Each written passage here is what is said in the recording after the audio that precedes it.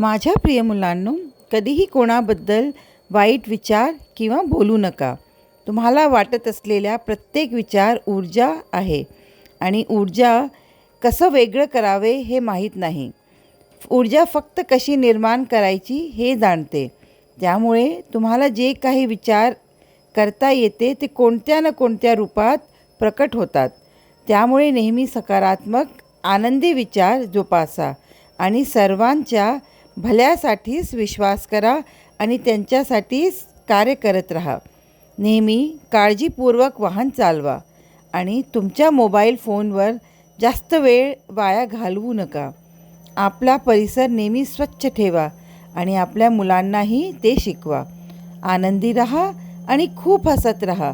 माझे आशीर्वाद सदैव तुमच्या पाठीशी आहेत.